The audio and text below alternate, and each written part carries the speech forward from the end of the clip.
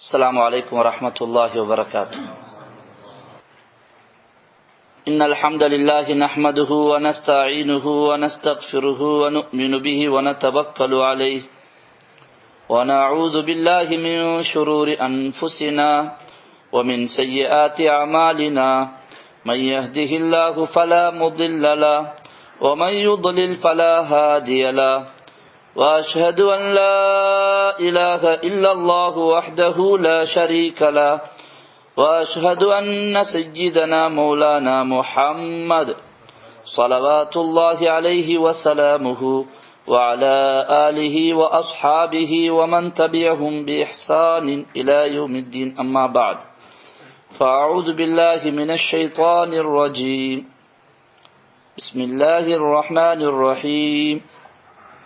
الحمد لله الذي أنزل على عبده الكتاب ولم يجعل له عوجا سبحانك لا علم لنا إلا ما علمتنا إنك أنت العليم الحكيم. அன்பான கண்ணியமான பெரியோர்களே, தாய்மார்களே, சகோதரிகளே, சூரா கஹ்ஃபுடைய இந்த தஃப்சீருடைய 4வது நாளிலே 4வது வகுப்பிலே நாம் அமர்ந்திருக்கிறோம். நேற்று நாம் கஹ்ஃப் வாசிகளுடைய அந்த குகை வாசிகளுடைய சம்பவத்தை நிறைவு செய்த பிறகு அதை அடுத்திருக்கக்கூடிய சில வசனங்களை தொடராக பார்த்தோம். அதிலே அல்லாஹு தாலா நபிகள் நாயகம் ஸல்லல்லாஹு அலைஹி வஸல்லம் அவர்களை பார்த்து, வத்துலு மா ஊஹிய இலைக மின் கிதாபி ரப்பிக், உம்முடைய ரப்புடைய புறத்திலிருந்து வஹியாக அருளப்பட்ட ஒன்றை நீங்கள் ஓதி வருவீராக என்று அல்லாஹு தாலா ரசூலுல்லாஹி ஸல்லல்லாஹு அலைஹி வஸல்லம் அவர்களுக்கு கட்டளையாக இடுவதை நாம் பார்த்தோம். எனவே அதன் அடிப்படையிலே குர்ஆனுடைய அல் குர்ஆனை நாங்கள் ஓதக்கூடியவர்களாக, அதை பாடமிடக்கூடியவர்களாக, ஓத கற்றுக்கொள்ளக்கூடியவர்களாக, அல் குர்ஆனை நாம் எப்போதும் அதனுடைய உறவை தொடர்பை பாதுகாத்துக் கொள்ளக்கூடியவர்களாக இருக்க வேண்டும். அவரவருக்கென்ற ஒரு சொந்தமான தனியான குர்ஆன் இருக்க வேண்டும். எப்படி எங்களுக்கென்ற தனியான வீட்டிலே எங்களுக்கென்ற பிரத்யோகமான துணிமணிகள் உடுப்புகள் இருக்குகின்றதோ, அதுபோன்று இது என்னுடைய குர்ஆன், இது தகப்பனாருடைய குர்ஆன், இது தாயாருடைய குர்ஆன் என்று ஆளுக்கால் தனி குர்ஆன் இருக்க வேண்டும். அதை நாங்கள் பாதுகாத்து வர வேண்டும். எங்கு போகும்போதும், ஊருக்கு போறோமா அல்லது நாட்டுக்கு போறோமா, எங்களுடைய சாமான்களை எடுப்பது போன்று எங்களுடைய குர்ஆனை நாங்கள் எல்லாவற்றுக்கும் முன்பாக எடுத்துக்கொள்ள வேண்டும். என்னுடைய குர்ஆனை எடுக்க வேண்டும். எப்பயும் எங்களுடைய கையில மொபைல் போன், எங்கு போறாலும் மொபைல் போன் இருக்குதா, எடுத்தோமா, சார்ஜர் எடுத்தோமா என்ற ஒரு சிந்தனை இருக்குது. இந்த மொபைல் எதுக்காக? மக்களோட உள்ள தொடர்பை பாதுகாக்கவும் மக்களோட உள்ள தொடர்பை வளர்த்து கொள்ளவும் இருக்கக்கூடிய ஒரு சாதனம் தான் இந்த மொபைல் போன். ஆனா அல்லாஹ்வுடைய கலாம் குர்ஆன் இது அல்லாஹ்வுடன் உள்ள உறவையும் தொடர்பையும் வளர்க்குகின்ற ஒன்று. அதனால இதுல நாங்கள் கவனம் செலுத்த வேண்டும். குறிப்பாக எங்களுடைய வளருகின்ற பிள்ளைகள், எங்களுடைய புதிய தலைமுறை, அந்த பிள்ளைகளுக்கு குர்ஆனை தஜ்வீதுடன் முறையாக கற்றுக் கொடுக்குகின்ற விடயத்தில் நாங்கள் யாரும் குறை செய்யக்கூடாது. அதில் கூடிய கவனம் செலுத்த வேண்டும். அந்த வகையிலே குர்ஆன் மதரசாக்கள் மிக கூடிய கவனம் செலுத்தப்பட வேண்டும். பள்ளி நிர்வாகங்கள் மூலமாகவும் சரி, குர்ஆன் மதரசாக்கள் பெற்றோர்கள் மூலமாகவும் சரி, அதுக்கு மிக முக்கியத்துவம் கொடுக்கப்பட வேண்டும். அரபு மதரசாக்கள், ஆலிம்களை உருவாக்குகின்ற மதரசாக்களை விடவும் ஒரு கண்ணோட்டத்தில் ஒரு திசையில் பார்க்கும்போது சிறு பிள்ளைகள் ஓதுகின்ற குர்ஆன் மதரசாக்கள் கூடிய கவனம் செலுத்தப்பட வேண்டிய ஒரு செல்வம். எங்களுக்கு அது ஒரு சொத்து. அரபு மதரசாக்களுக்கு 105% பிள்ளைகள் போவார்கள். ஒரு ஊரில இருந்து 105 அல்லது 2, 3 விதமான பிள்ளைகள் அரபு மதரசாக்களுக்கு போவார்கள். ஆனால் குர்ஆனுடைய மதரசா என்று சொல்ல போகையில் ஒவ்வொரு குழந்தையும் கால் வைக்குகின்ற இடம்தான் குர்ஆனுடைய மதரசா. ஒவ்வொரு ஆண் பிள்ளையும், ஒவ்வொரு பெண் பிள்ளையும், ஒவ்வொரு குழந்தையும் உள்ளே வந்து வெளியேறுகின்ற ஒரு மைதானம் தான் குர்ஆனுடைய மதரசாக்கள். எனவே அவற்றை சீராக முறையாக மிக முக்கியத்துவத்தோடு குர்ஆன் மதரசா தானே, பிள்ளைகள் ஓதுற மதரசா தானே என்று அலட்சியப்படுத்துவதற்கு அல்ல. அல்லாமா அபுல் கலாம், இந்தியாவில் இருந்த ஒரு மிகப்பெரிய அறிஞர் அவர்கள் சொன்னார்கள், வரலாற்று ஆசிரியரும் கூட, இந்த இந்தியாவுடைய நாட்டிலே பள்ளி பள்ளியாக இந்த முல்லாக்களும் மௌலவிமார்களும் இந்த சிறு பிள்ளைகளை குழந்தைகளை வைத்து அலிஃப் பா தா சா என்றோ ஏதோ ஒரு முறையில் இந்த குர்ஆன் ஓதி கொடுக்கின்ற மதரசாக்கள் மட்டும் இந்தியாவில் இல்லை என்றால் உலக வரலாற்றில் இரண்டாவது ஸ்பெயினாக இந்தியா மாறிவிடும் என்று சொன்னார். ஸ்பெயின் ஒரு இஸ்லாமிய நாடாக இருந்ததை பறிகொடுத்தது வளர்கின்ற பிள்ளைகள், குழந்தை பிள்ளைகள், சிறு பிள்ளைகள் மீதுள்ள கவனம் இல்லாமல் போனதனால், அவர்களுக்கு சரியாக மார்க்கம் கொடுக்கப்படாததனுடைய விளைவு 20, 30, 40 வருஷத்துக்கு பிறகு உருவான ஜெனரேஷன் தலைமுறை மார்க்கத்துக்கும் குர்ஆனுக்கும் விட்டு வெகு தூரம் விலகிய ஒரு சமுதாயம் உருவாகியது. அந்த நாட்டை விட்டே இஸ்லாமும் முஸ்லிம்களும் இல்லாத ஒரு நிலை துப்பாக்கிய நிலை உருவானது. எனவே அவர் சொன்னார், இந்த குர்ஆன் மதரசாக்களை சாதாரணமாக நீங்கள் நினைக்க வேண்டாம். இது சும்மா குர்ஆன் ஓதுற பிள்ளைகள், குர்ஆன் ஓதி கொடுக்கிற ஹஜ்ரத் இவர், சும்மா பிள்ளைகளுக்கு 5-10 பிள்ளைகளை வச்சு குர்ஆன் ஓதி கொடுக்கிற மதரசா இது என்று அற்பமாக நீங்கள் கருதாதீர்கள். இந்த குர்ஆனுடைய மதரசாக்கள் மட்டும் இல்லை என்றால் இந்தியா ஒரு உலக வரலாற்றிலே இரண்டாவது ஸ்பெயினாக மாறி இருக்கும் என்று சொன்னார். எனவே இன்று நாங்க ஓதுகின்ற சூரா ஃபாத்திஹா எங்க பாடமாக்கியது?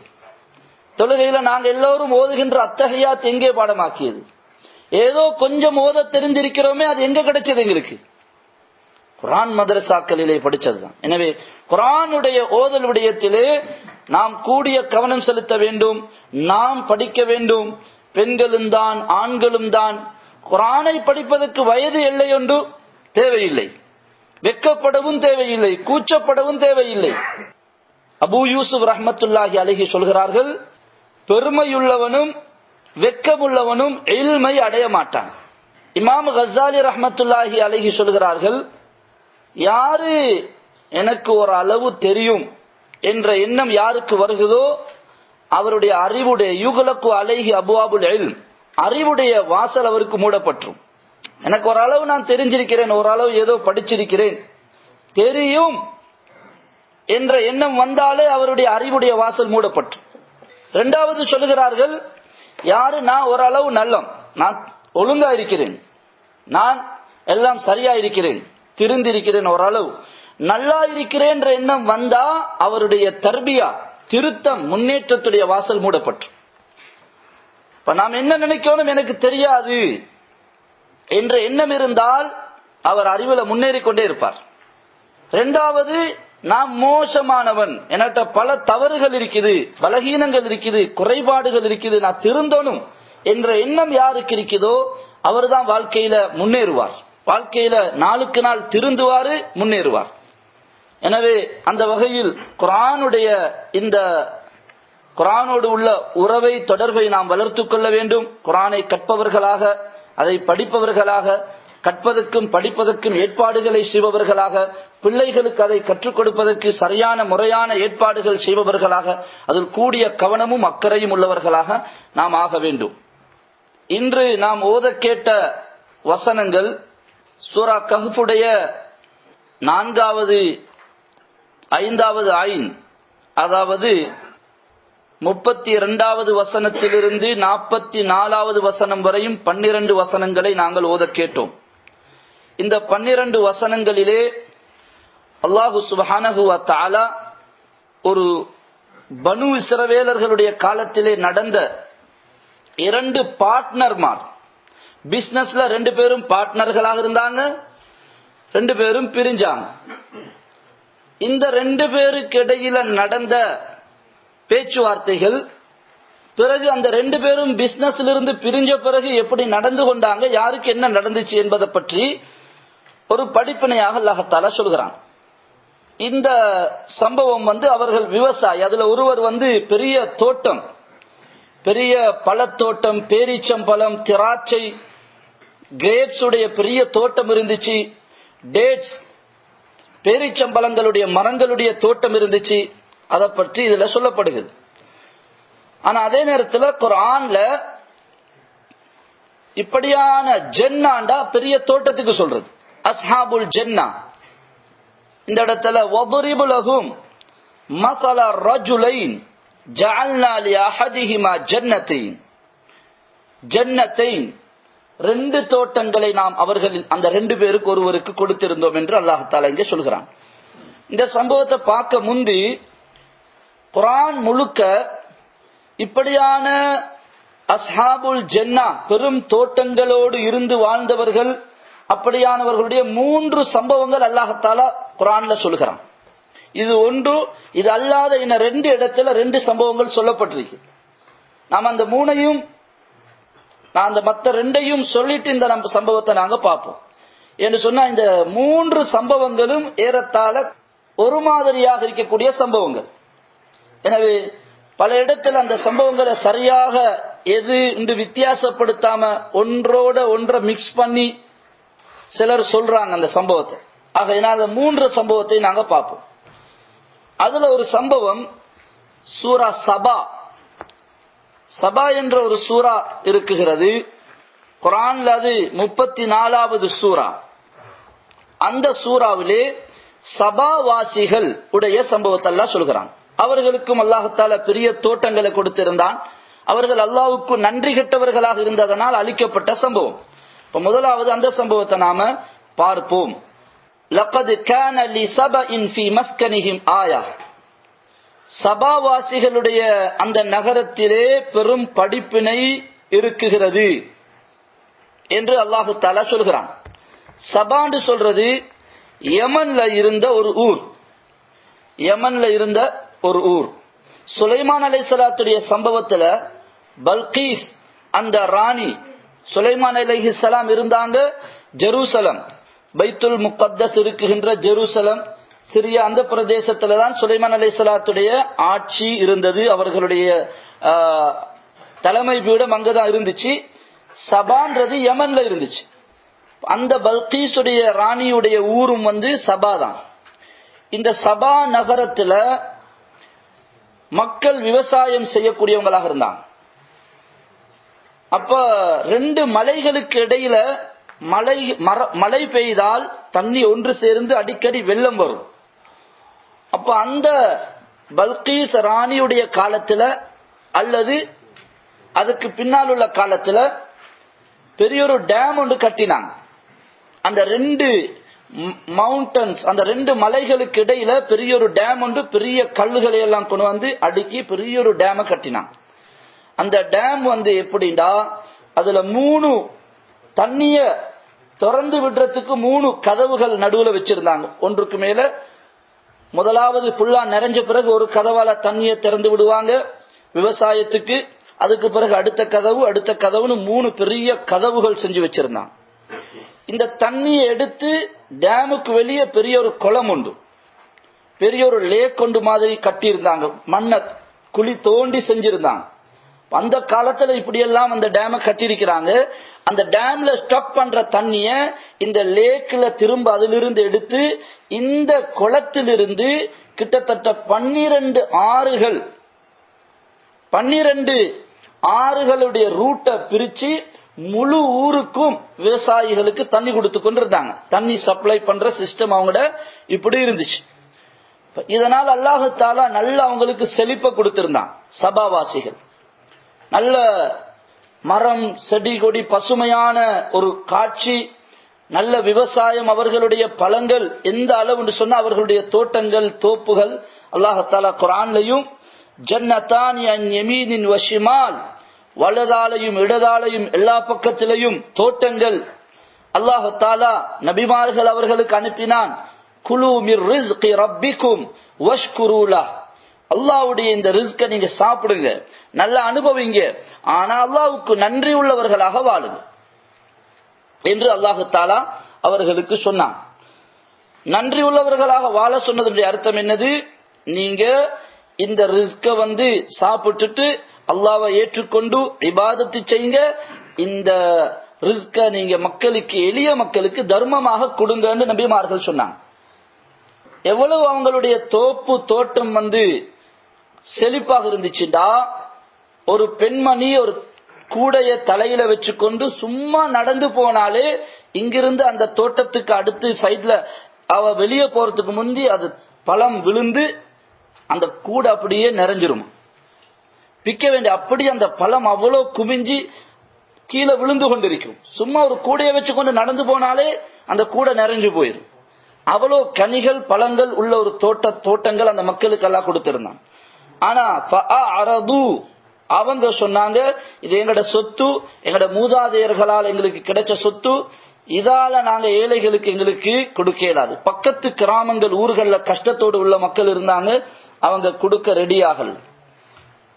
அல்லாஹ் தஆலா என்ன செய்தான், பல தடவை அப்படி அவர்களுக்கு நபிமார்கள் சொன்ன பிறகும் அவங்க அதை ஏற்றுக்கொள்ளல. அல்லாஹ் தஆலா அவர்களை அந்த அவர்களுடைய சோதனை அழிவை உண்டாக்க நாடிய நேரத்துல அல்லாஹ் தஆலா பெரிய ஒரு படைய அனுப்பல. அல்லாஹ் அனுப்பியது என்னது? எலிகள் அல்லாஹ் தஆலா சாட்டி விட்டான். எலிண்டா பெரிய மூஞ்சீறு எலின்னு சொல்லுவாங்க. அது தோண்டும், கீழே பூமிக்கு கீழே தோண்டி கொண்டு வரும். இது இந்த டேம் எப்படி கட்டியிருந்தாங்கண்டா, பெரிய கல்லுகளை கொண்டாந்து வச்சு அதுக்கு இடையில தண்ணி லீக் ஆகாம களிமண் இருக்குது, களிமண்ணை கரும்பு சாறு போட்டு களிமண்ணை மிக்ஸ் பண்ணி சிமெண்ட்டை விடவும் ஸ்ட்ராங்காக களிமண்ல அந்த இது கரும்புடைய சாறு போட்டு களிமண்ணை மிக்ஸ் பண்ணினா சிமெண்ட்டை விடவும் அது ஸ்ட்ராங்கா இருக்கும். அந்த மாதிரி போட்டு தான் அவங்க அதை செஞ்சிருந்தாங்க. இந்த எலிகள் என்ன செஞ்சது, உள்ளால தோண்டி தோண்டி தோண்டி இந்த கல்களுக்கு இடையில் உள்ள இந்த களிமண் எல்லாம் அரிக்க ஆரம்பிச்சு. இப்ப இந்த எலிகள் அரிச்சதும் அதுல வெடிப்பு விழுந்துச்சு, முழு டேமும் அப்படியே வெடிச்சு உடைஞ்சி அந்த தண்ணி டேம்ல இருந்து அவ்வளவு தண்ணியும் எல்லா அந்த தோட்டங்களையும் அழிச்சு அப்படியே இல்லாமல் ஆக்கிடுச்சு.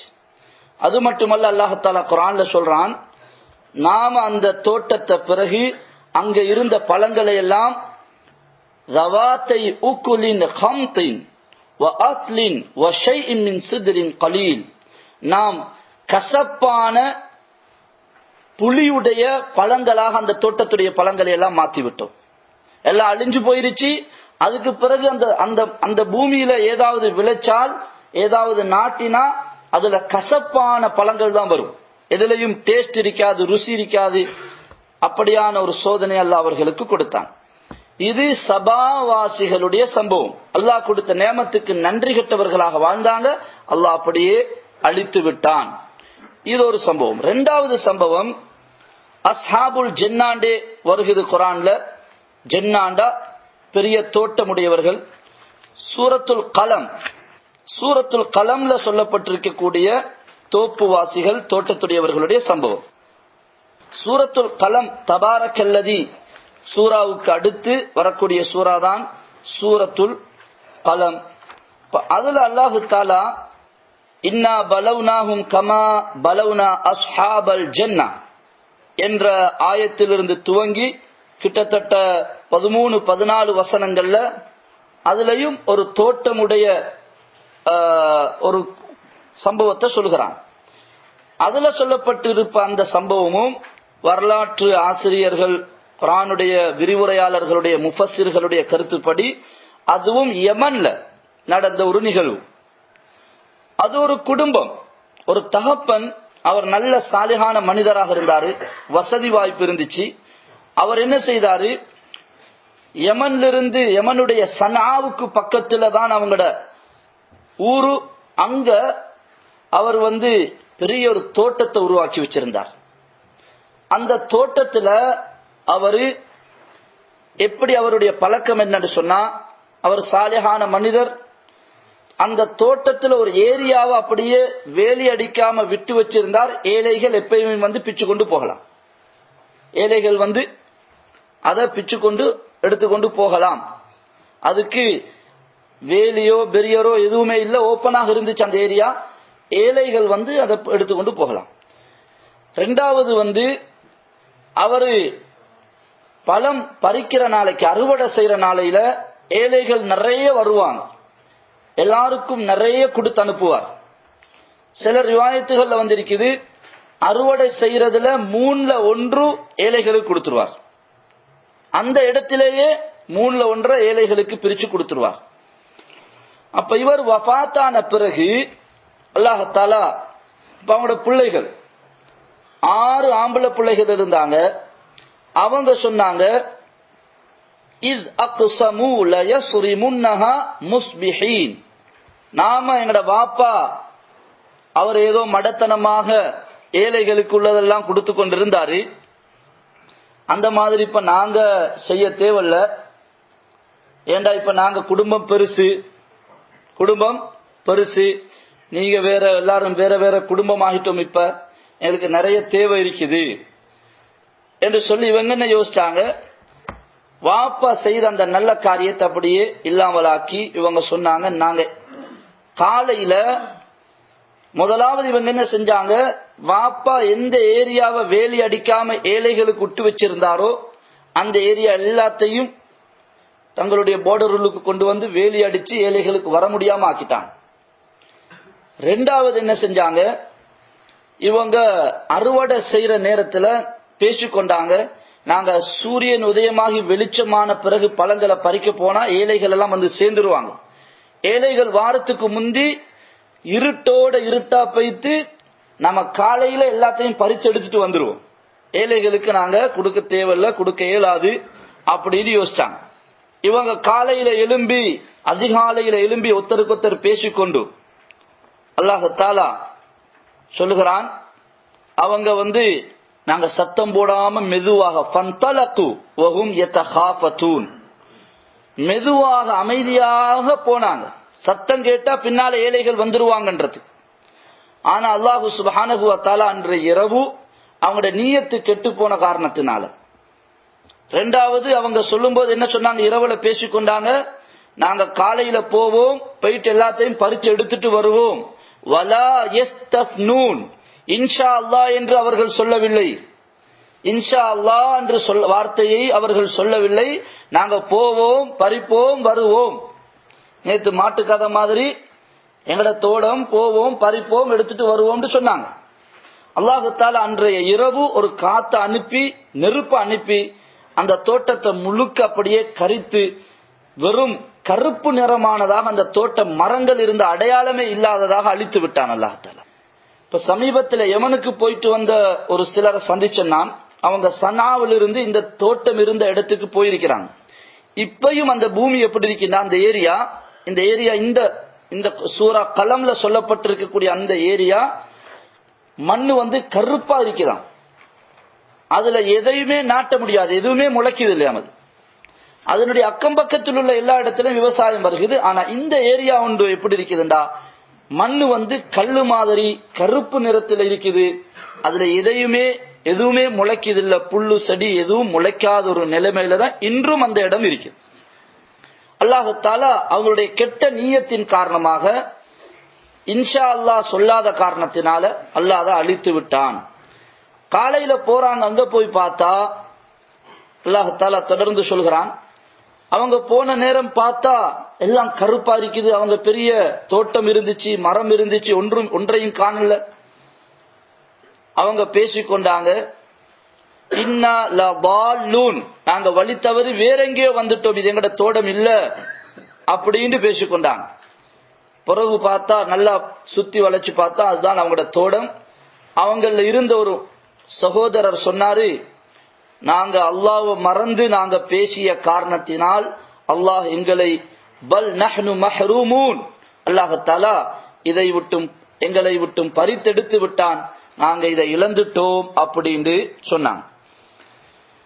இதுவும் வந்து அல்லாஹுடைய நியமத்தை நன்றி கெட்ட முறையில பயன்படுத்திய காரணத்தினால் அல்லாஹ் கொடுத்த ரிஸ்க அல்லாஹ் தஆலா தந்து சோதிப்பதும் உண்டு, எடுத்து சோதிப்பதும் உண்டு.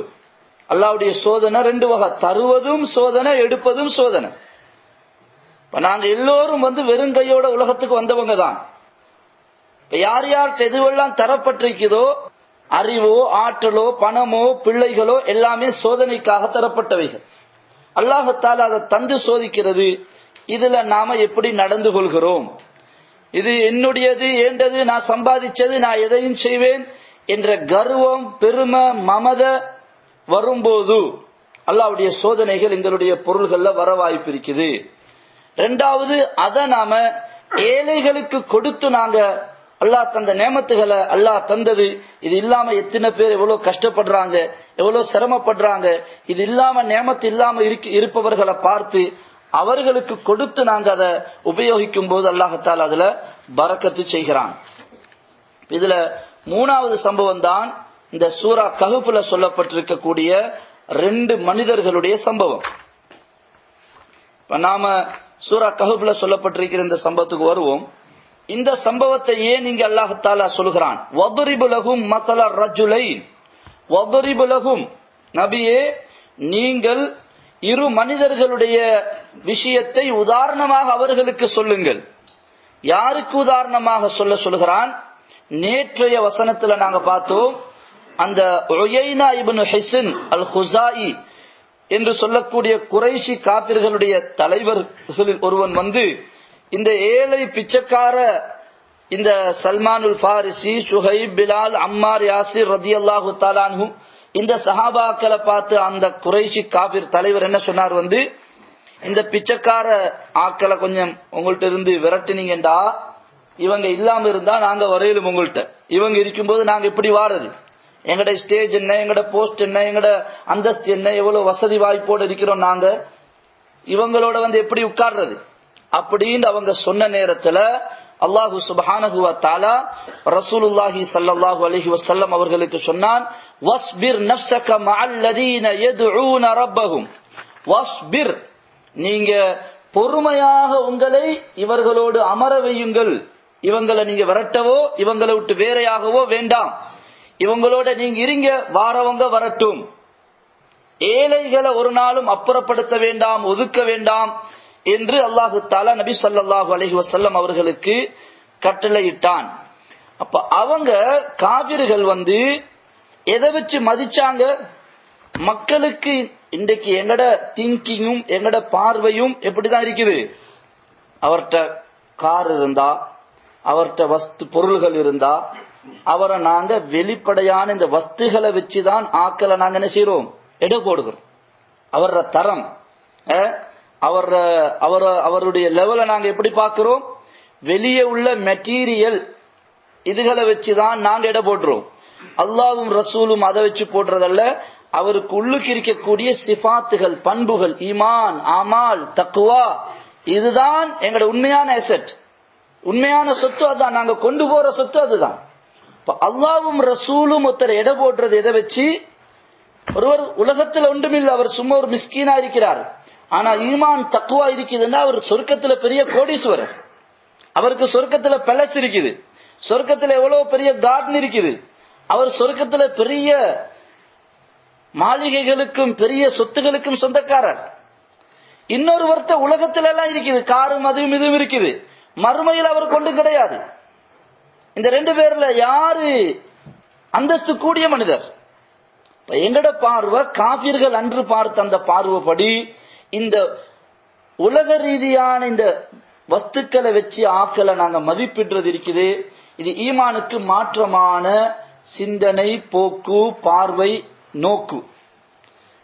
ஒரு ஆளை வந்து அவருடைய பண்பாடு, அஹ்லாக், தீன், ஈமான், தக்வா இதை வச்சுதான் மதிப்பிடுவது ஈமானுடைய பார்வை. இது முக்கியமான விஷயம். ஒரு முறை ரசூலுல்லாஹி ஸல்லல்லாஹு அலைஹி வஸல்லம் உட்கார்ந்திருக்கிறாங்க, சஹாபாக்கள் இருந்தாங்க. ஒரு மனிதர் போனாரு. ரசூல் ஸல்லல்லாஹு அலைஹி வஸல்லம் கேட்டாங்க, இந்த போற ஆளை பத்தி என்ன சொல்றீங்க? யா ரசூலுல்லாஹ், அவர் ஒரு சாதாரண மனிதர், அவரை யாரும் கணக்கெடுக்க மாட்டாங்க, சிபாரிசு செய்தால் யாரும் அந்த சிபாரிசை ஏற்றுக்கொள்ள மாட்டாங்க, அவர் போய் பொன் கேட்டா யாரும் பொன் கொடுக்க மாட்டாங்க, அவர்கிட்ட ஒன்றும் இல்ல, அவர்கிட்ட ஒரு வெஹிக்கிள் இல்ல, அது இல்ல, இது இல்ல. இப்ப கிட்டத்துல எங்கட ஊர்ல ஒருத்தருக்கு மாப்பிள்ளை பார்த்து இருந்தாங்க, பொன் கிடைக்கதே இல்ல. அதுக்கு ஒரு காரை வாங்கி அவருக்கு காரை கொடுத்து, கார் எடுத்துட்டு அவர் ஒரே சுத்துறது ஊர்ல, காரெல்லாம் இருக்குதுன்னு காட்டுறதுக்கு. அதுக்கு பிறகு ஆளுக்கு எல்லாம் முடிஞ்சு. அதுக்கு பிறகு பார்த்தா கார் வந்து ஃபுல் இன்சூரன்ஸ்,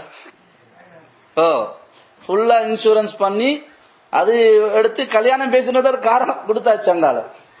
அதாவது மக்கள் வெளி வஸ்துக்களை பார்த்து ஏமாறுறாங்க. மாப்பிள்ளை எங்க, அங்கயா இங்கயா, கனடாவா லண்டனா, அதா, இதுதான் குவாலிபிகேஷனும் தரமும் நாங்க பாக்குறது. இது அல்லாஹ்வுக்கும் ரசூலுக்கும் பிடிக்காத ஒரு கணிப்பீடு. ரசூலுல்லாஹி, இது உண்மையிலே நடந்ததை நான் சொல்றேன்.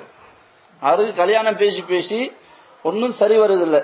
என்ன செஞ்சாங்க, ஒரு கார் ஒன்று வாங்கி கொடுத்து அவர் ஒரே கார் எடுத்துக்கொண்டு சுத்துறது ஊர்ல. எதுக்கு, இப்ப நான் காரெல்லாம் இருக்குது எனக்கு பொந்தாங்க என்ற ஒரு பேச்சு தான் அது. அது பிறகு பார்த்தா எல்லாம் முடிவாயிருச்சு. அது பிறகு காரையும் காணல. நான் எதுக்கு சொல்றேன், இது உண்மையிலே எங்கட ஊர்கள்ல எங்கட பெண்கள்ல எங்கள்கிட்ட நாங்க மதிப்பிடுறது இதுகளை வச்சுதான். சில நேரத்துல எங்களுடைய இப்படியான ஒரு தீன்தாரி தக்குவா பேணுதல் அகலாக்குள்ள ஒருவர் வரும்போது நாங்க தட்டி விடுறோம். எந்த பேஸ்ல, அவர்கிட்ட பெரிய சொத்து சுகம் இல்ல, காணி பூமி இல்ல, கார் வாகனங்கள் இல்ல, தட்டி விடுறோம். காசு பணம் எல்லாம் இருக்குதா, மத்தபடி தொழுகை இல்ல அவர்கிட்ட, அதெல்லாம் பரவாயில்ல, அட்ஜஸ்ட் ஆகிரும்.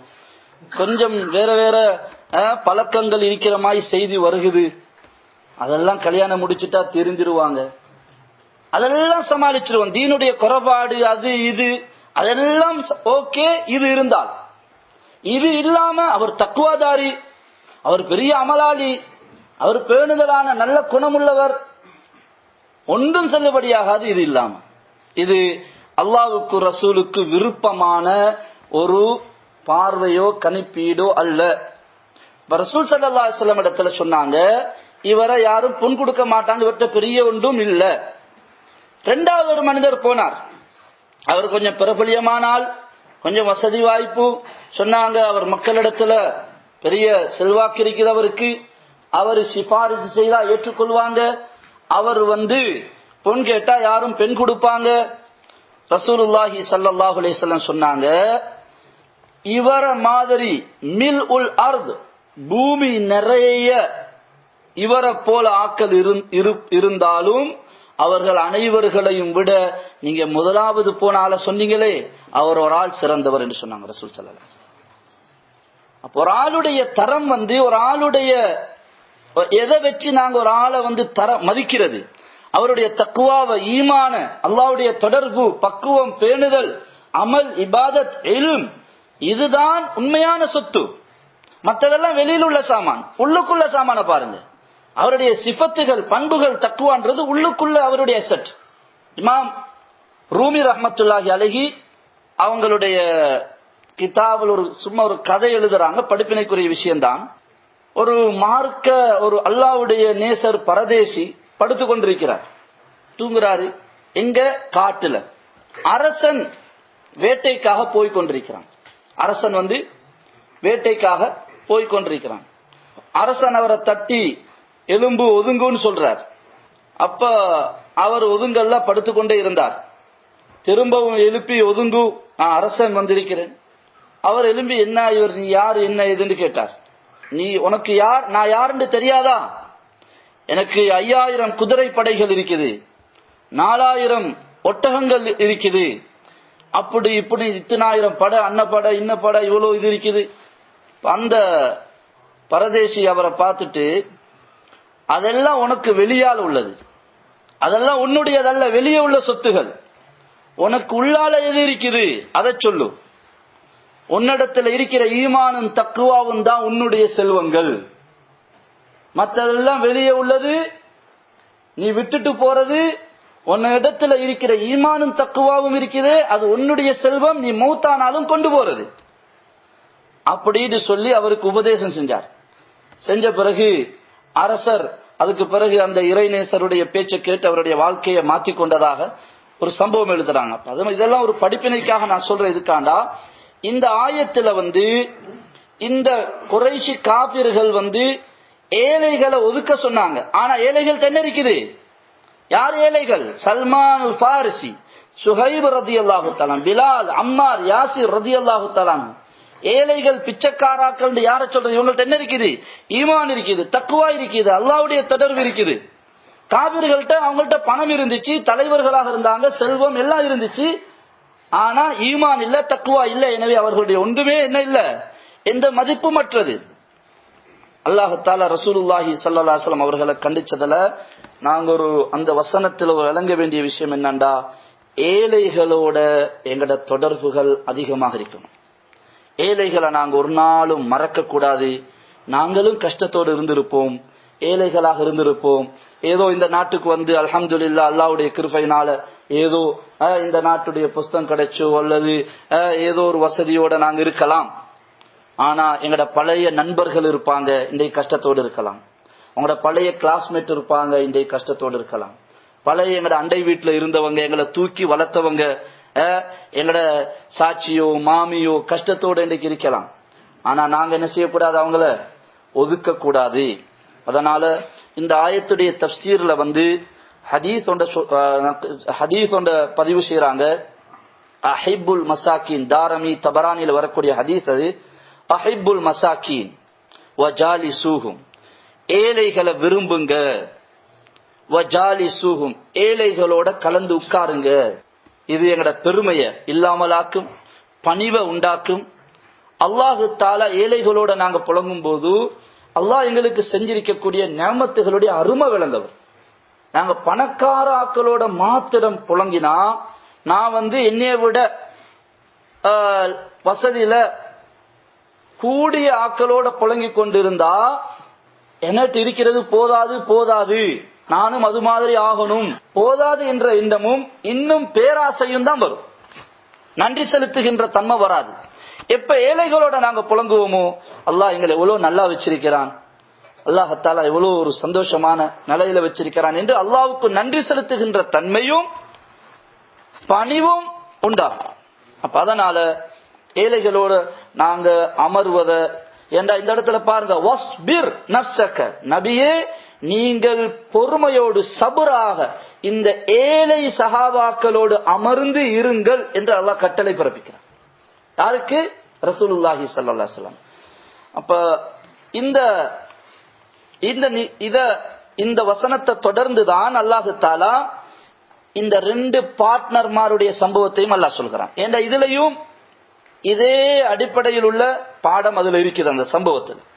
அந்த சம்பவம் என்னன்னு சொன்னா, இமாம் குர்துபி ரஹ்மத்துல்லாஹி அலைஹி அந்த சம்பவத்தை குர்ஆன்ல அல்லாஹ் தஆலா இந்த அதாவது நாம ஓதிய இந்த 32வது வசனத்திலிருந்து 42 வரை 12 வசனங்கள்ல அந்த தோட்டவாசிகளுடைய சம்பவத்தை, சூரா கஹ்ஃப்ல 4 சம்பவம் இருக்குதுன்னு சொன்னோம், அதுல 2வது சம்பவம் இது.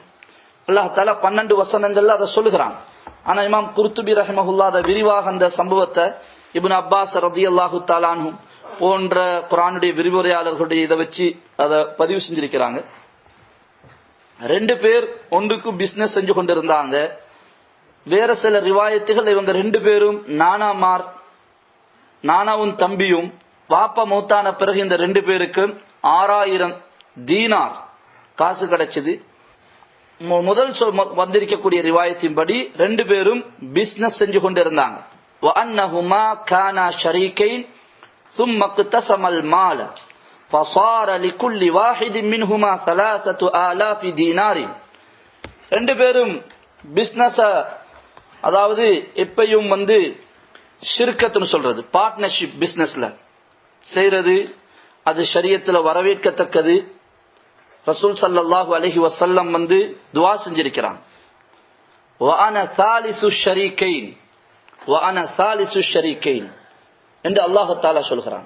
2 பார்ட்னர் இருந்தா அல்லாஹ் தஆலா சொல்கிறான், நான் அந்த 2 பேரில் 3வது ஆளாக அவர்களோடு இருக்கிறேன். மாலம் யகுன் அஹதுஹுமா லில் ஆகர், ஆனா எதுவரையும்டா 2 பேர்ல ஒருத்தர் அடுத்த ஆளுக்கு குழி தோண்டாத வரைக்கும், அடுத்த ஆளை ஏமாற்றாத வரைக்கும், அடுத்த ஆளுக்கு எப்ப ஏமாற்ற ஆரம்பிக்கிறாரோ, அவருக்கு துரோகம் செய்ய ஆரம்பிக்கிறாரோ, அல்லாஹ் தஆலா அந்த 2 பேர்ல இருந்து அல்லாஹ்வுடைய உதவி வெளியாகிறது. எனவே பார்ட்னர்ஷிப் பிசினஸ் ஷரியத்துல இஸ்லாத்துல ஏன் ஆகுமாக்கப்பட்டிருக்குது? ஒத்தருக்கொத்தர் உதவியாக, தாவுன், ஒத்தருக்கொத்தர் உதவியாக இருந்து ஒத்துழைப்பாக இருந்து நாங்க எங்களுடைய துனியாவுடைய காரியங்களை செய்து கொள்றது இஸ்லாம் வரவேற்குது. நாங்க ஒருவர் உதவியாக இருக்கணும். ஆனா பிரியறதாக இருந்தா 2 பேரும் நல்லா இருக்கும் போதே பிரிஞ்சு கொள்ளணும். பிரியறன்று வரும்போது பிரச்சனை பிரிய வேண்டிய நிலைமை வர்றதுக்கு முன்பாக இப்ப 2 பேரும் சந்தோஷமாக இருக்கிறோம், 2 பேரும் நல்லா இருக்கிறோம், இப்பவே நாங்க 2 பேரும் ஒரு அண்டர்ஸ்டாண்டிங்கோட பேசி சந்தோஷமாக என்ன செஞ்சு கொள்வோம், பிரிஞ்சு கொள்வோம்.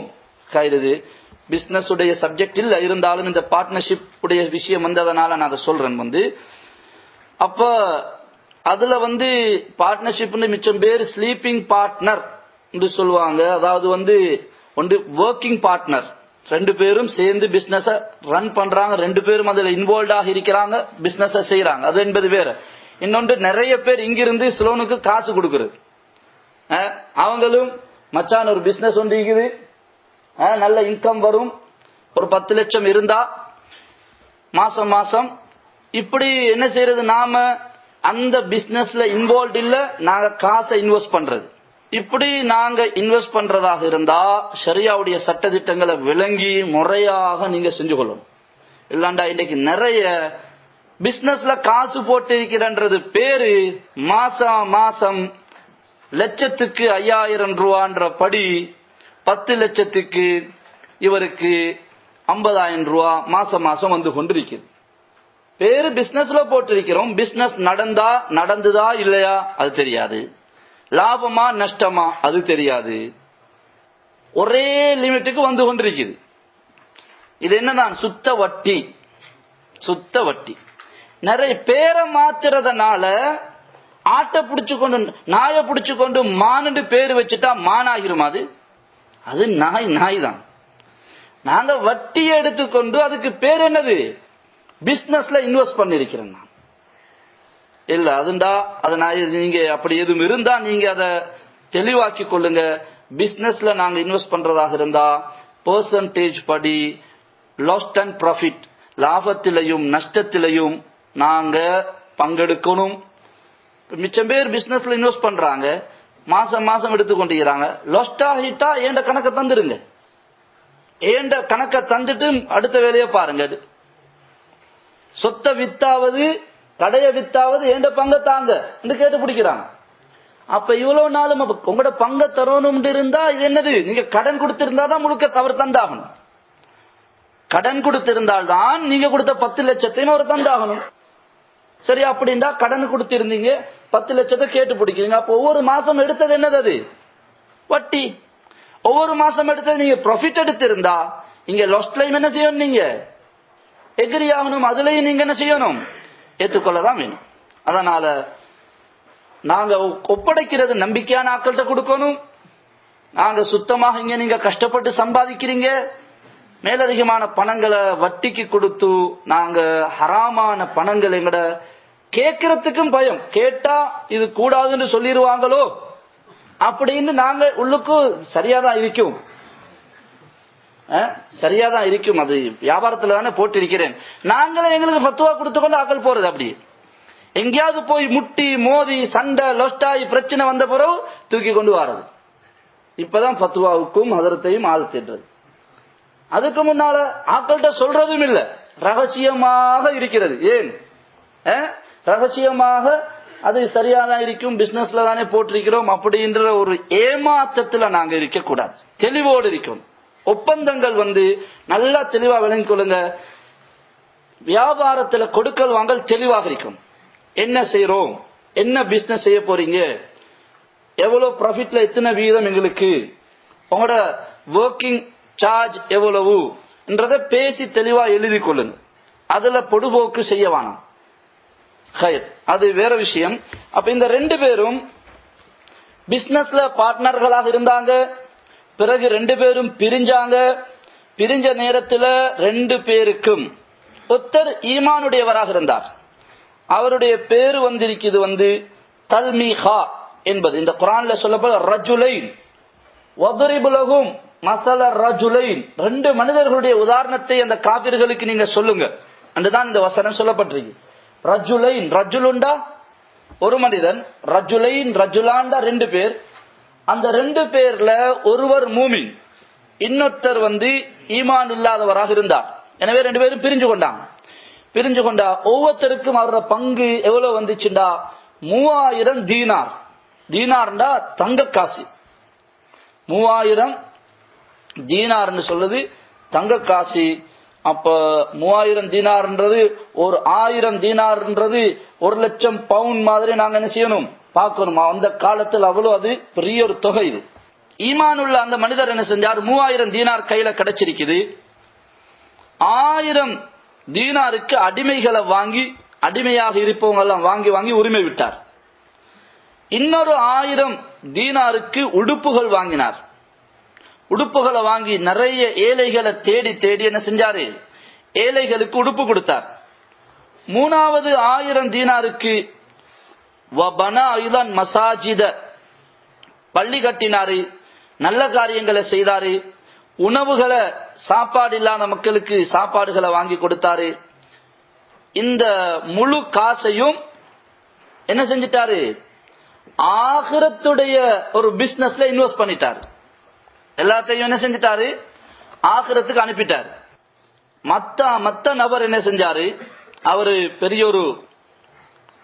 பெரிய இடத்துல கல்யாணம் முடிச்சாரு, நிறைய செலவழிச்சாரு கல்யாணத்துக்காக. ஆடம்பரமா கல்யாணம் எடுத்து ஊரெல்லாம் ஊர்வலம் வந்தாங்க. தோட்டத்தை வாங்கினாரு. இப்படி அடிமைகள், வேலையாட்களை நிறைய வாங்கி வேலைக்கு விட்டாரு தோட்டத்துல. இந்த 2 பேரும் பிரிஞ்ச பிறகு அவர் இப்ப நல்ல வசதியோட தோப்புகளை, பெரிய தோட்டம் அவருக்கு இருக்குது. அதைத்தான் அல்லாஹ் சொல்கிறான், ஜஅல்னா லிஅஹதிஹிமா, 2 பேரில் ஒருவருக்கு நாம் கொடுத்தோம் ஜன்னத்தைன் மின் அனாபின். அனாப் இனப்னு சொல்றது கிரேப்ஸ், அதனுடைய பன்மைதான் அனாப். பெரிய பேரிச் கிரேப்ஸ் உடைய, அதாவது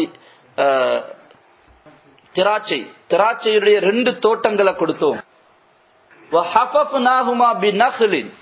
அந்த திராட்சை தோட்டத்துல நாங்க சுற்று வரவும் பேரித்தம்பலத்தினுடைய டேட்ஸ் உடைய மரங்களை சுத்து வர கொடுத்தோம். வஜஅல்னா பைனஹுமா ஸர்ஆ, அதுக்கிடையில விவசாயம், பெரிய இதுகளை நாங்க அவருக்கு கொடுத்தோம். அந்த 2 பேர்ல ஒருத்தருக்கு 2 தோட்டமும் கில்தல் ஜன்னத்தைனி ஆத்தத்துக்குலஹா, நல்ல பழம் கனி வந்துச்சு. வலம் தகுலு மின்ஹு, எந்த குறைபாடும் இல்லாம. வஃபஜ்ஜர்னா ஹிலாலஹுமா நஹரா, அந்த 2 தோட்டங்களுக்கு நடுவுல ஆறு ஓடிச்சு. அவங்க ஒரு பெரிய நீரோட ஆறு ஓடிக்கொண்டிருந்துச்சு. இந்த நிலைமையில இந்த முதலாவது ஆள் எல்லாவற்றையும் அல்லாஹ்வுடைய பாதையில எளிய மக்களுக்கு கொடுத்தவருக்கு கொஞ்சம் கஷ்டம் வந்துச்சு. அவர் யோசிச்சாரு, என்ற பழைய பார்ட்னர்கிட்ட போயிட்டு அவர தோட்டத்துல வேலை செஞ்சாவது ஏதாவது தேடுவோம், நாம ஏதாவது அன்றாட வாழ்க்கைக்கு தேடிக்கொள்வோம். அப்ப பழைய பார்ட்னரை தேடி அவர் போனா எனக்கு ஏதாவது வேலைதா, நான் உன்னிடத்துல வேலை செய்யறேன் அப்படின்னு சொன்ன நேரத்துல அவர் சொன்னாரு, என்னைய மாதிரி உனக்கும் எல்லாம் இருந்த பிசினஸ்ல இருந்ததுல 50 பாதிய உனக்கு தந்தனே, நான் எல்லாம் என்ன செஞ்சாய்? அவர் சொன்னாரு, நான் இப்படி செலவழிச்சேன். அவர் சிரிச்சாரு. சிரிச்சிட்டு, நீ இதெல்லாம் உனக்கு மறுமையில கிடைக்கும்னு ஏமாந்து கொண்டிருக்கிறாய். மறுமையொன்று எங்க வரப்போகுது? நீ ஒரு ஏமாத்தமான ஒரு கற்பனையில நீ வாழுகிறாய். மா அظن الساعة قائمة, மறுமை கியாம நாள், மறு உலக வாழ்க்கை என்பது வரும் என்று நான் நினைக்கவில்லை. வமா அظن الساعة قائمة என்று அந்த பழைய பார்ட்னர் இவனுக்கு ஏசி, நீ மடத்தனமாக நடந்து கொண்டாய் என்றெல்லாம் சொல்லி அவரு தன்னுடைய சொன்னாரு, அன அக்ஸரு மின்க மாலன் வ அஅஸ்ஸு நஃபரா, நான் உன்னைய விட என்கிட்ட நிறைய இப்ப செல்வம் இருக்குது. நான் பாரு ஏண்ட பங்க நான் எவ்வளவு நல்லா வளர்த்து எடுத்திருக்கிறேன் அப்படின்னு எல்லாம் சொல்லி பெருமை அடிச்சார். பெருமை அடிச்சது மட்டுமில்ல, அவர் சொன்னாரு, இதெல்லாம் ஒரு நாளும் அழியாது, இதெல்லாம் அழியாத சொத்து, ஒரு நாளும் இது என்ன செய்யாது, கைவிட்டு பறிபோகாது அப்படின்னு பெருமையோட கர்வத்தோட பேசிக் கொண்டிருந்தார். அப்ப இந்த ஈமானுடைய சகோதரர் தல்மீகா அவருக்கு சொன்னாரு, அகஃபர்த பில்லதி ஹலகக மின் துராபின் ثم من نطفة ثم سواك رجلا. ஒரு இந்திரிய துளியிலிருந்து உன்னை படைத்து உன்னை ஆளாக்கி, பிறகு மண்ணிலிருந்து படைத்து மண்ணிலிருந்து பிறகு இந்திரியத்திலிருந்து உன்னைய படைச்சி இவ்வளவு அழகான தோற்றம் வடிவம் தந்திருக்கிற அந்த இறைவனை நீ மறுக்கிறாயா? ஆனால் நான் உறுதி சொல்லுகிறேன், அல்லாஹ் அவன்தான் என்னுடைய இறைவனாவான். என் இறைவனுக்கு நான் யாரையும் இணை வைக்கவும் மாட்டேன் என்று இவர் சொன்னார். அதுக்கு பிறகு அவர் பெருமை அடிக்கிறத பார்த்து இவர் சொன்னாரு, நீ உண்ட தோட்டத்திலுக்கு நுழையும் போது வலவுலா இது தகல்த ஜன்னதக குல்த மாஷா அல்லாஹு லா குவத இல்லா பில்லாஹ். மாஷா அல்லாஹ், அல்லாஹ் நாடியதே நடந்தது, அல்லாஹு தாலாவை தவிர சக்தி, அல்லாஹ்வுடைய சக்தி உதவியை தவிர வேறு எதுவும் கிடையாது என்று நீ சொல்லக்கூடாதா என்று இந்த நபர் அவருக்கு புத்தி சொன்னார். அது மாத்திரமல்ல, சொன்னாரு, அல்லாஹ் நாடினா உன்னுடைய தோட்டத்தை விட சிறந்த தோட்டத்தை அல்லாஹ் எனக்கு தந்து உன்னுடைய தோட்டத்தை அதாபை வேதனையை அனுப்பி அழித்து விடலாம். அதுக்கு பிறகு உன் தோட்டம் ஒன்றுமே இல்லாம அழிஞ்சி வெறும் தரைமட்டமாகி விடும் என்று அவரை எச்சரிக்கை செய்தார். இந்த நிலைமையில அல்லாஹ்வுடைய அதாபு வந்துச்சு, நெருப்பு வந்து சில நாட்களுக்கு இடையில இவங்க இப்படி இருக்கும் போது அவருடைய தோட்டம் அழிஞ்சு போயிருச்சு.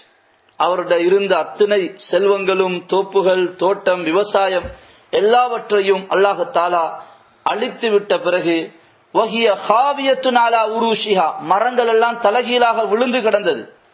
வயக்கூலு யா லைத்தனி லம் உஷ்ரிக் பிரப்பி அஹதா வலம் தகுல்லஹு ஃபியத்துன்.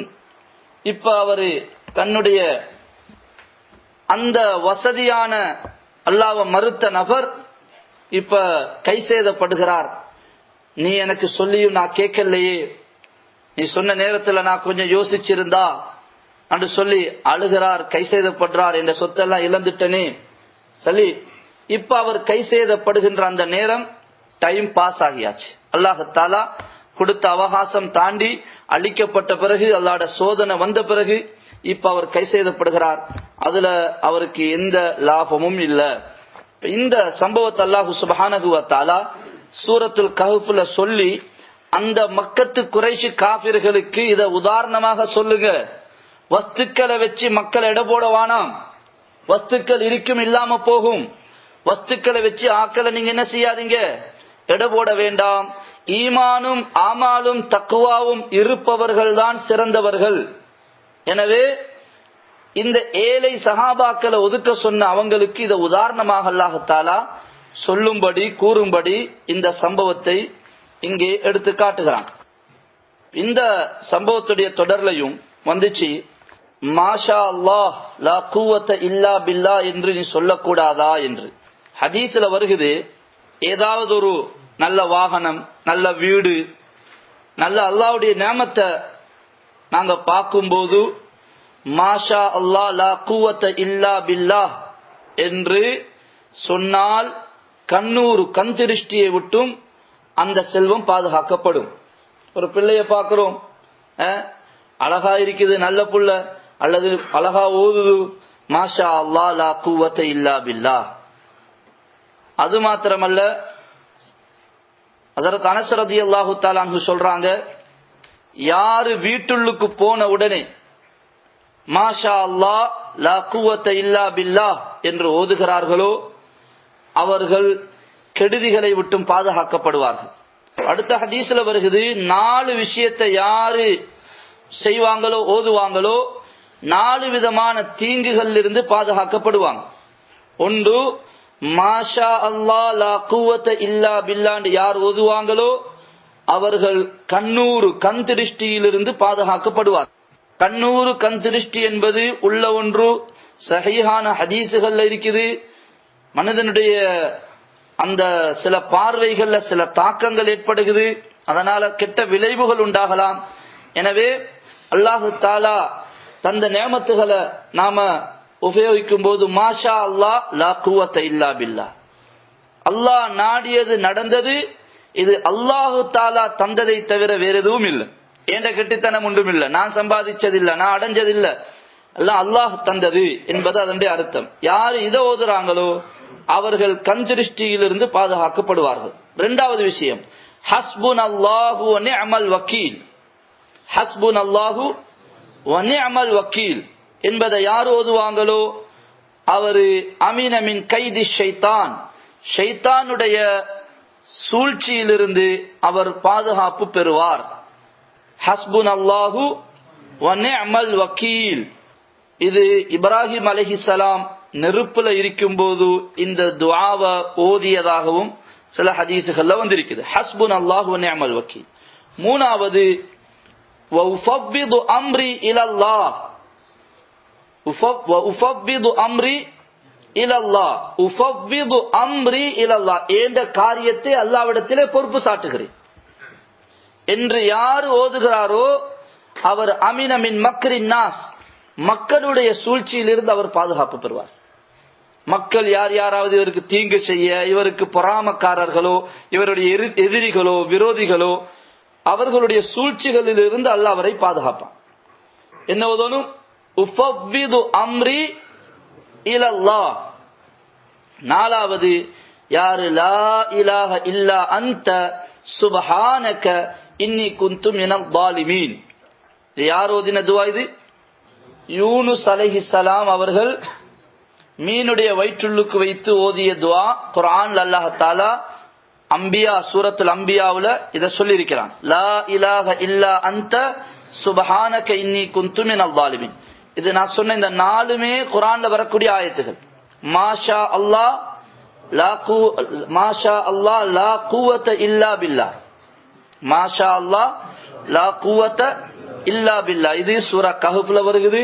கஹ்ஃபுடைய 39வது ஆயத். யார் இதை ஓதுறாங்களோ அவங்க எதிலிருந்து பாதுகாப்பு பெறுவாங்க? கண் திருஷ்டியிலிருந்து அவர்கள் பாதுகாப்பு பெறுவார்கள். ஹஸ்புன் அல்லாஹு வ நிஅமல் வக்கீல் இரண்டாவது. அது சூரா ஆல இம்ரான்ல 173வது ஆயத்துல வருகிறது. ஆல இம்ரான்ல 173வது ஆயத்துல ஹஸ்புன் அல்லாஹு வ நிஅமல் வக்கீல். யார் அதை ஓதுறாங்களோ ஷைத்தானுடைய சூழ்ச்சியிலிருந்து பாதுகாக்கப்படுவார்கள். மூணாவது சொன்னோம் உஃபவ்விது அம்ரி இலல்லாஹ். உஃபவ்விது அம்ரி இலல்லாஹ். இதுவும் குர்ஆனுடைய வசனம். சூரா மூமின்ல அல்லாஹ் தஆலா இந்த குர்ஆனுடைய சூரா மூமின்ல இந்த வசனம் வருகிறது. உஃபவ்விது அம்ரி இலல்லாஹ் 44வது ஆயத்துல வரக்கூடிய வார்த்தை. உஃபவ்விது அம்ரி இலல்லாஹ் என்று யார் ஓதுறாங்களோ அவங்க மக்களுடைய கெடுதி, மக்களுடைய மனிதர்களுடைய கெடுதி சூழ்ச்சியிலிருந்து பாதுகாப்பு பெறுவார்கள். நாலாவது லா இலாஹ இல்லா அன்த சுப்ஹானக இன்னி குன்து மினல் ஸாலிமீன் என்று யூனுஸ் அலைஹிஸ்ஸலாம் ஓதிய இந்த திக்ரை யார் ஓதுறாங்களோ அது சூரத்துல் அம்பியாவுல 87வது ஆயத்துல வருகிறது. சூரத்துல் அம்பியாவுல 87வது ஆயத். யார் அதை ஓதுகிறார்களோ அவர்கள் கவலையிலிருந்து விடுதலை பெறுவார்கள். பிரச்சனையிலிருந்து அவங்களுக்கு விடுதலை கிடைக்கும். யூனுஸ் அலைஹிஸ்ஸலாம் எப்போ ஓதினாங்க? மீனுடைய வயிற்றுல சிக்கி ஒரு பிரச்சனையில இருந்த நேரத்தில் ஓதினாங்க. பிரச்சனை யாருக்கு என்ன பிரச்சனை இருக்குதோ அந்த பிரச்சனையிலிருந்து அவங்க விடுதலை பெறுவார்கள் என்று வருகிறது. கைராக நாம இன்றைய இந்த சூரா கஹ்ஃபுடைய இந்த சம்பவத்துல நாம நேற்று சொன்னது போல இந்த கதைகளை சும்மா கதைன்னு எடுக்க வேண்டாம். அல்லாஹ் தஆலா கதை சொல்றதுக்காக சொல்லல, படிப்பினை பெறணும். நாங்க புத்திசாலிகளாக இருந்தா படிப்பினை பெறணும். நாம் ஒவ்வொருத்தரும் இத எங்கட வாழ்க்கையோட ஃபிட் பண்ணி பார்க்கணும். ஒரு கதை சொல்லுவாங்க, சிங்கம் காட்டுல பசி வந்துச்சா சிங்கத்து. சிங்கத்துடைய பர்சனல் செக்ரட்டரியாக இருந்தது நரி பிள்ளையார். நரியும் குரங்கும் வலதுகை இடதுகையாக நரியையும் குரங்கையும் சிங்கம் வச்சிருந்துச்சான். சிங்கம் சொல்லிச்சாம், வேட்டையாடக்கூடிய மிருகங்களை கூப்பிட்டு, எனக்கு பசியா இருக்குது, சரியான மாதிரி பசியா இருக்குது, வேட்டையாடிட்டு வாங்க, ஏதாவது பிடிச்சிட்டு வாங்க. அப்ப வேட்டையாடக்கூடிய புலி கரடி இதெல்லாம் போய் ஒரு மாட்டையும் ஒரு மானையும் ஒரு முயலையும் கொண்டு வந்து முன்னால போட்டுச்சு. ராஜாவே, அரசரே, உங்களுக்காக நாங்க வேட்டையாடினோம், இந்த 3 தான் கிடைச்சது. அந்த 3ஐயும், மாடும் மானும் முயலும். அப்ப சிங்கம் இப்ப முன்னால உட்கார்ந்து, வலது பக்கம் நரிப்புள்ளையாரும் இடது பக்கம் குரங்கும் இருக்குது. சிங்கம் சொல்லிச்சான் குரங்கிட்ட, ஐடியா சொல்லு பார்க்கலாம், எப்படி நான் இதை திங்க அப்படின்னு, எப்படி சாப்பிடுறது, எதை முந்தி திங்கிறது எதை பிந்தி திங்கிறது ஐடியா சொல்லிச்சான் குரங்கிட்ட. குரங்கு சொல்லிச்சான், அரசரே, ராஜாவே, நீங்க பெரிய ஆள், உங்களுக்கு பசி நிறைய இருக்குது, நீங்க மாட்டை தின்னுங்க, இந்த நரிக்கு இந்த மானை கொடுங்க, நான் சின்னால், நான் மொசல தாங்க என்று சொல்லிச்சான். சிங்கத்துக்கு கோபம் வந்துச்சாம், இவனுக்கு நான் திங்கிறதுக்கு ஐடியா கேட்டா அவர் பங்கு பிரிக்கிறாரு. ஓங்கி ஒரு அடி ஒன்று அடிச்சுதான் சிங்கம் குரங்கோட மண்டை வெடிச்சு மூளை வெளியே வந்து நிக்குதான். கீழே விழுந்து குரங்கு செத்து மூளை வெளியே நிக்குது. இப்ப சிங்கம் சொல்லிச்சான், நரி நீ சொல்லு பார்க்கலாம். நரி சொல்லிச்சாம், ராஜாவே, நீங்க பசியோடு இருக்கிறீங்க, இப்ப நீங்க என்ன செய்யுங்க, மாட்டை சாப்பிடுங்க நல்லா, இன்னும் கொஞ்ச நேரத்துல பகல் அந்தியாக கொள்ள உங்களுக்கு திரும்ப பசி வரும், அதுக்கு மானை வச்சு கொள்வோம், அந்தியில மானை சாப்பிடுங்க, ராவல தூங்க போக்கல முயலை சாப்பிட்டுட்டு தூங்குங்க, நாளைக்கு மருக வேட்டையாடுவோம். சிங்கம் கேட்டுச்சாம், இவ்வளவு நல்ல ஐடியா உனக்கு எங்கால வந்துச்சு, இவ்வளவு அழகான ஒரு ஐடியா, இப்ப மாட்டை சாப்பிடுங்க, பகலைக்கு மானை சாப்பிடுங்க, முயலை வச்சுட்டு ராவைக்கு அதை சாப்பிட்டுட்டு தூங்குங்க, மருகா நாளைக்கு வேட்டையாடுவோம் வேறையாக, நாளைய பத்தி கவலைப்படவானா நீங்க, இவ்வளவு அழகான ஐடியா உனக்கு எங்கால வந்துச்சு. அது சொல்லிச்சாம், இந்த முன்னால் இருக்க குரங்குட மூளை, குரங்குக்கு அடிச்ச அடியில எனக்கு இந்த புத்தி வந்துருச்சு ராஜா, வேறொன்றும் எனக்கு தேவையில்ல அப்படின்னு சொல்லி, குரங்குக்கு அடிச்ச அடியில படிச்ச பாடம் நான் அப்படின்னு நரி சொல்லிச்சான். அந்த மாதிரி முன்னால நடந்த சம்பவங்களே அல்லாஹ் சொல்றது கதை சொல்றதுக்கு இல்ல. நாங்க புத்திய பாவிச்சா நாங்க எத்தனையோ பேர் இந்த கண்டிஷன்ல இருக்கலாம்.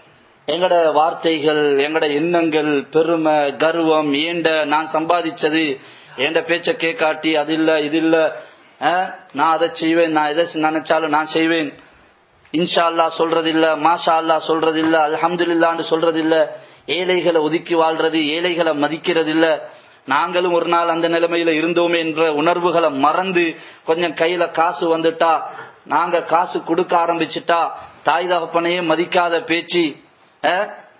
அதனால இவைகள் அல்லாஹத்தால எங்களுக்கு இந்த காலத்துல நபி அனுப்புறது இல்ல, நபி அல்லாஹத்தால அனுப்புறது இல்ல. இந்த ஏற்பாடுகள் எல்லாம் அல்லாஹ்வுடைய ஏற்பாடு. இப்ப நான் வந்திருக்கிறது எப்படி வந்திருக்கிறேன், நான் வரவும் இல்ல, போர்டு எடுக்கவும் இல்ல, அல்லாஹ் அனுப்பியிருக்கிறான், அல்லாஹ் எங்களை ஒன்று சேர்த்திருக்கிறான்.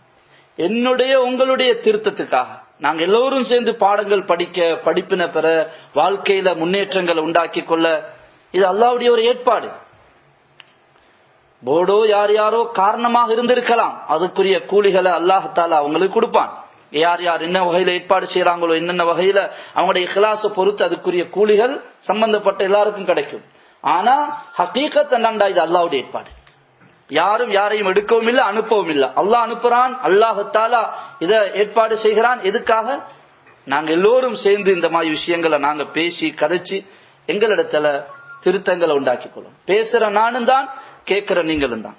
அந்த வகையில் இன்ஷா அல்லாஹ் இன்றைய சம்பவம், அதனுடைய சாராம்சம், அல்லாஹ் தந்த நியமத்துகளை நன்றி கட்டவர்களாக நாங்க ஒரு நாளும் அதை உபயோகிக்கவோ, அதை வச்சு பெருமை அடிக்கவோ, அல்லாஹ் தந்த நியமத்தை அது ஏண்ட என்னுடையது, நான் சம்பாதிச்சது, என்ற கெட்டித்தனத்தால் அடைஞ்சது என்று சொல்றது இருக்குது குர்ஆன்ல. நான் அதை டச் பண்ண நினைச்சா டச் பண்ண போனா லேட் ஆகும். காரூனியத், அது இந்த சிந்தனைக்கு சொல்றது காரூனியத். பதவியை வச்சு பெருமை அடிக்கிறதும், பதவியை வச்சு கர்வம் கொள்றதும் ஃபிரௌனியத். பதவி ஆசை, பதவி மோகம் இருக்கிறே, பண ஆசை, பண மோகத்தை விடவும் டேஞ்சரான. இன்றைக்கு நாங்க பார்க்கிறோம், அரசியல்வாதிகள் என்று அவர்களுடைய நடவடிக்கைகள் எதையும் செய்வாங்க தன்னுடைய சீட்டை பாதுகாக்க. மார்க்கமா தீனா அதெல்லாம் ஒரு பக்கம், மனிதர்களுக்கு அநியாயமா கொலை செய்யறதா எதையும் செய்வாங்க தன்னுடைய சீட்டப்பாதான். பதவி மோகம்ன்றது அவ்வளவு பயங்கரமான. அது ஃபிரௌனியத், பணமோகம், பண கர்வம், நான் என்றது இருக்குது, அது காரூனியத். குர்ஆன்ல அல்லாஹ் தஆலா அந்த காரூனுடைய ஃபிரௌனுடைய விடத்த விஷயங்கள் அல்லாஹ் தஆலா ஃபிரௌனியத்தும் எங்கள்கிட்ட வந்துடக்கூடாது, காரூனியத்தும் வந்துடக்கூடாது. இந்த சூரா கஹ்ஃபுடைய 2வது சம்பவத்துல இது காரூனியத், செல்வமோகம், பண திமிரு அவரை பேச வச்சது. அல்லாஹ் தஆலா உடனுக்குடனே அந்த காலத்துல அவங்களுக்கு பனிஷ்மெண்ட், தண்டனைகளை கொடுத்து பாடம் புகட்டுகின்ற தான் அல்லாஹ்வுடைய நடைமுறையாக இருந்துச்சு. ஆனா இப்ப அல்லாஹ் தஆலா அப்படி இல்ல, அல்லாஹ் விட்டு வச்சிருக்கிறான். குர்ஆன்ல அல்லாஹ் தஆலா பல இடத்துல சொல்றான். சூரா ஃபாத்திருடைய கடைசியில, சூரா நஹல்ல, வலவ் யுஆகிதுல்லாஹு الناس بما كسبوا ما ترك على ظهرها من دابة. மனிதர்கள் செய்யக்கூடிய தவறுகளுக்கு உடனுக்குடனே அல்லாஹ் தண்டிப்பதாக இருந்தால், அல்லாஹ் பனிஷ் பண்ணுவதாக இருந்தால், இந்த பூமிக்கு மேல ஒரு உயிர் ஜீவராசி கூட இருக்காது. எல்லாம் அல்லாஹ் எரிச்சு விட்டுருவோம், எல்லாம் அழிந்து போய்விடும் அல்லாஹ்வுடைய வேதனைகள் சோதனைகள்ல. ஆனா வலாக்கின் யுஅக்கிருஹும் இலா அஜலின் முஸம்மா, அல்லாஹ் தஆலா சான்ஸ் கொடுக்கறான். யுஅக்கிருஹும், அல்லாஹ் தஆலா டைம் கொடுக்கறான். சரி, இன்றைக்கு இல்ல நாளைக்கு தீர்ந்திடுவான், இத கேட்கல அடுத்ததை கேட்டாவது தீர்ந்திடுவான், போன முறை இல்ல இந்த முறையாவது மாற்றம் வரும், திருத்தம் வரும். அப்ப இப்படி அல்லாஹ் எங்களுக்கு சந்தர்ப்பம் தாரான், சந்தர்ப்பங்களை தந்து கொண்டிருக்கிறான். ஆகையினால் இன்ஷா அல்லாஹ் இந்த சூரா கஹ்ஃபுடைய இன்றைய பாடத்துல உள்ள படிப்பினை இந்த சம்பவங்களை கூட நாங்க எங்கட பிள்ளைகளுக்கு சொல்லணும், எங்கட வீடுகள்ல நாங்க பேசணும். நாங்க இப்படி இருக்க கூடாதுன்றத, இப்படி நடந்ததனால் அல்லாஹ் அழிச்சான், இல்லாமல் ஆக்கினான்.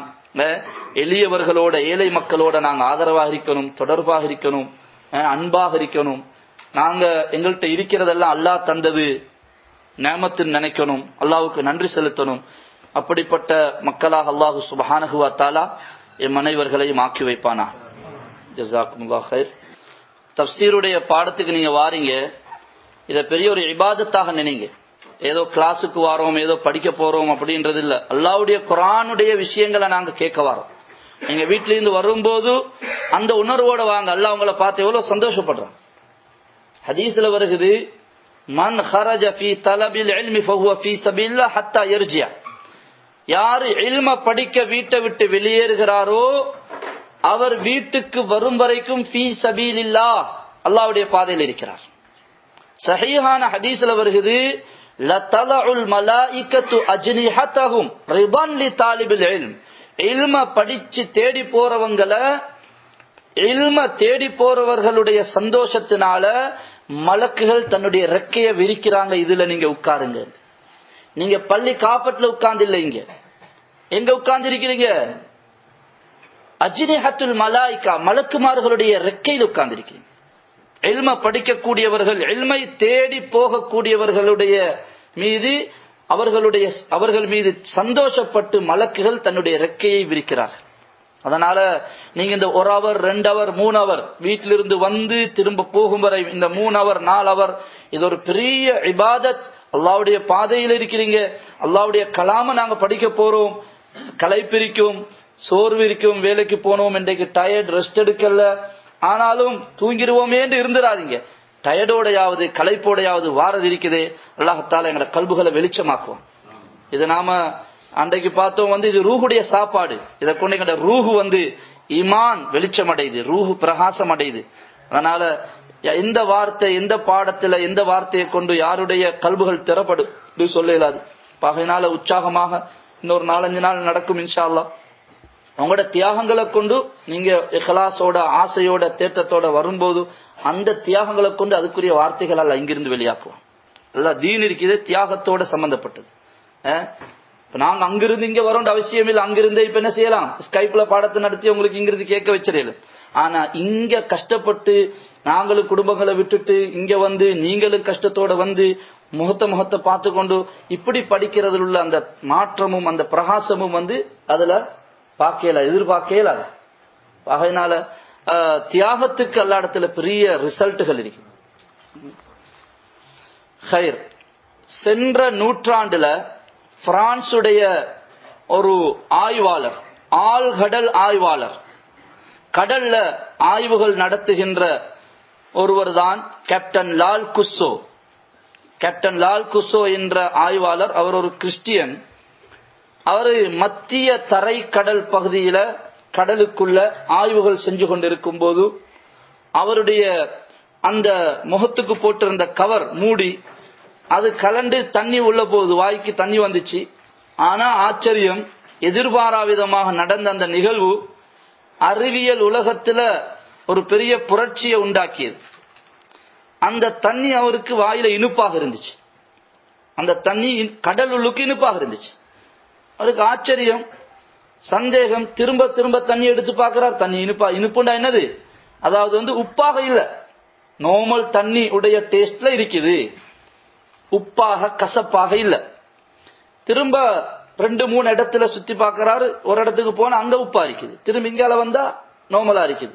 இப்படி டெஸ்ட் பண்ணி பார்த்து அவர் வாழ்க்கையில முதல் தடவை அவரு வெளியே வரார். பிரான்ஸ்ல இத பத்தி அவருடைய சில பிரெண்ட்ஸ் மார் இடத்துல இது சொல்றார். சொன்னாங்க, அதுல சிலர் சொன்னாங்க, அதன் என்ற நாட்டு அந்த கடல் பிரதேசத்துடைய சில மீன் பிடிக்கக்கூடியவர்கள் இப்படி சொல்லி இருக்கிறாங்க, இப்படி இருக்குது. ஆனா இப்படி நாங்க அனுபவப்படல, இப்படி கடல்ல இப்படி இருக்கிறதுன்னு. அதுக்கு பிறகு அவன்கிட்ட சொன்னாங்க, இத நாங்க டாக்டர் மார்ச் புக்கைல்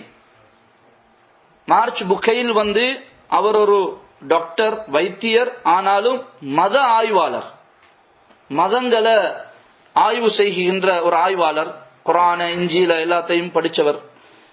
அவர் பின்னால் இஸ்லாத்துக்கு வந்தாரு. The Bible, the Quran and science என்ற ஒரு நல்ல ஒரு புத்தகம் அவர் புக்கும் எழுதப்பட்டிருக்குது.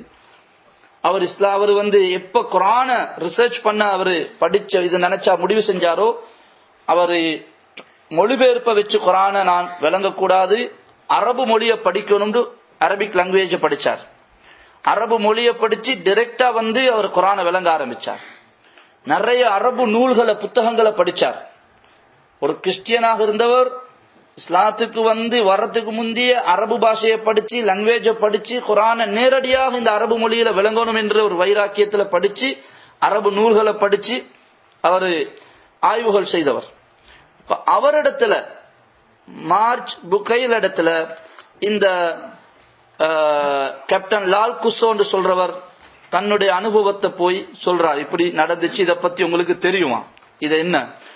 அவர் சொன்னாரு, உங்களுக்கு இப்பதான் தெரியுது, ஆனா இஸ்லாமியர்களுடைய மத நூல் வேதமாகிய அல் குர்ஆன் 1400 வருடங்களுக்கு முன்பாக இதை பற்றி சொல்லிவிட்டது. கடல்ல இப்படி ஒரு இடம் இருக்குது, அதுல 2 வகையான தண்ணியும் இருக்குது. ஒரு தண்ணி அடுத்த தண்ணியோட மிக்ஸ் பண்ண மரஜல் பஹரைனி யல்தகியான், கடலுடைய 2 பகுதியையும் ஒன்று சேர்த்தவன் அவன்தான், அல்லாஹு தஆலா தான். வஜஅல பைனஹுமா பர்ஸகன் லா யப்கியான், ஒன்றோடு ஒன்று சேராதபடி, அந்த தண்ணி இங்கால வராம இந்த தண்ணி அந்த பக்கம் போகாம ஒன்றோடு ஒன்று மிக்ஸ் ஆகாம, வஜஅல பைனஹுமா பர்ஸக் என்று சொல்றது கண்ணுக்கு தெரியாத ஒரு பெரியர், ஒரு தடைய, ஒரு தடுப்ப அல்லாஹு தஆலா தான் ஆக்கி இருக்கிறான். தடை ஒன்று இருக்குது, அது என்னன்றது தெரியாது, விளங்குது, அல்லாஹ்வுடைய ஆர்டர் தான் அது. அந்த தண்ணிக்கு அல்லாஹ்வுடைய ஆர்டர், அவ்வளவுதான். வேற ஆய்வுல ரிசர்ச்ல தென்படக்கூடிய ஒரு தடை ஒன்று அதுல இல்ல. குர்ஆன்ல அல்லாஹ் தஆலா 3 இடத்துல இத பத்தி சொல்லியிருக்கிறான். டாக்டர் மாரிச் புக்கை என்றவர் 3 ஆயத்துகளையும் எடுத்து காட்டினார்.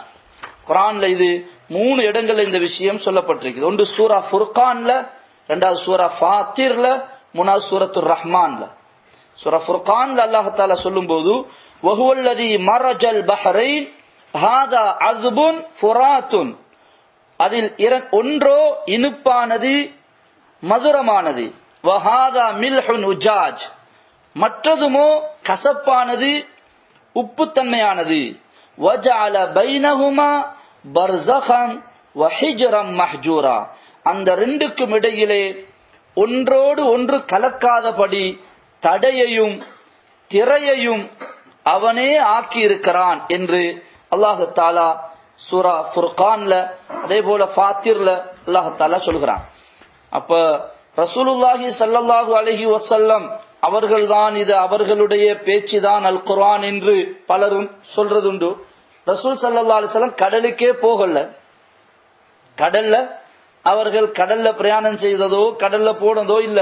அவங்க இருந்தது அந்த ஹிஜாஸுடைய அந்த எல்லையுள்ளுக்கு அதுள்ளுக்கு இருந்து அவர்கள் மூலமாக சொல்லப்பட்ட இந்த குர்ஆன்ல கடலிலே உள்ள இந்த உண்மைகள் எல்லாம் சொல்லப்பட்ட அது சென்ற நூற்றாண்டு தான் அறிவுலகம் அதை கண்டுபிடித்திருக்கிறது என்று சொன்னால் இது குர்ஆன் உண்மை என்பதனுடைய முஅஜிஸாவாக இருப்பதற்கு உள்ள ஒரு விஷயம். அந்த சூரா ரஹ்மான்ல அல்லாஹ் தஆலா இந்த கடலை பத்தி சொல்லுகின்ற அந்த ஆயத்தை தான் ஓதப்படுகிறது. அந்த பக்கம் இருக்கிறதும் தண்ணி இந்த ரெண்டும் ஒன்றோடு மிக்ஸ் ஆகாம அப்படியே இருக்கிறது தான் ஆச்சரியம். அது இதோட கலக்குதில்லை, இது அதோட கலக்குதில்லை.